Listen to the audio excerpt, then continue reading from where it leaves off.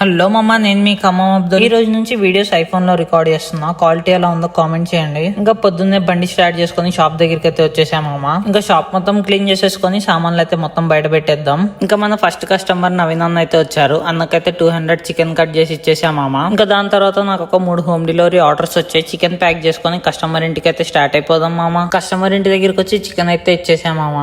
ఇంకా మిగతా కస్టమర్స్ వాళ్ళ ఇంటికి వెళ్ళి చికెన్ ఇచ్చేద్దాం. దాని తర్వాత మనకంట టిఫిన్ సెంటర్ కి వచ్చి టిఫిన్ అయితే పార్సల్ తీసేసుకుందాం మామ. ఇంకా అది తీసుకొని మదన్ వాళ్ళ షాప్ దగ్గరికి అయితే వచ్చా. ఇక్కడైతే ప్రశాంతంగా కూర్చొని తినేద్దాం. మనకంట హోటల్లో చట్నీ అయితే టేస్ట్ మంచిగా ఉంటది. ఇంకా మధ్యాహ్నం స్టేషన్ రోడ్ దగ్గరికి అయితే వచ్చా. రోడ్డు మొత్తం బాగా డస్ట్ ఉంది. ఇంకా తెలిసిన వాళ్ళది షాప్ ఉంటే షాప్ దగ్గరికి వచ్చి ఫోన్ సెట్టింగ్ చేపించేసుకున్నాం. ఇంకా వెళ్లేదారిలో మా బాలమురళి అన్న అవపడ్డాడు. ఏమైందని చూస్తే అన్న ఆటో అయితే స్టార్ట్ అవ్వట్లేదంట. ఆటోలో పెట్రోల్ అయిపోయిందని తెలవాలంట. మామూలుగా ఉండదు అసలు. ఇక్కడ నుంచి బంక్ దాకా తోసుకుంటూ వెళ్ళాలి.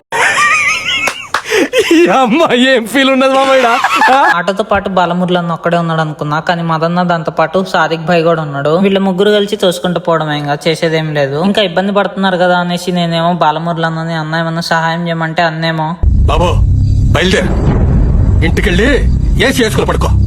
ఇంకా సరే అంత మాట అన్నాక ఇంటికి వచ్చి బోన్ చేసేసుకొని షాప్ కి అయితే రిటర్న్ వెళ్తున్నా. ఇంకా షాప్ లో ఈవినింగ్ సేల్ అయితే స్టార్ట్ అవుతుంది మామ. ఈ అన్న మన రెగ్యులర్ కస్టమర్. అన్నకైతే ఒక 200 చికెన్ ప్యాక్ చేసి ఇచ్చేసా మామ. ఇంకా నైట్ షాప్ లో సేల్ మొత్తం కంప్లీట్ చేసుకుని షాప్ అయితే క్లోజ్ చేసా మామ. ఇంకా దాని తర్వాత అక్క నేను చాయిస్ బేకరీ ఎదురుగా పానీపూరి బండి దగ్గర ఆగా. నేనైతే కట్లెట్ తీసుకొని తిన్నా మామ. టేస్ట్ అయితే మంచిగానే ఉంది. ఈ వీడియో అయితే మామ. వీడియో ఇస్తే లైక్ అండ్ సబ్స్క్రైబ్ చేయండి. మళ్ళీ కలుద్దాం నెక్స్ట్ వీడియోలో. ఉంటావా? లవ్.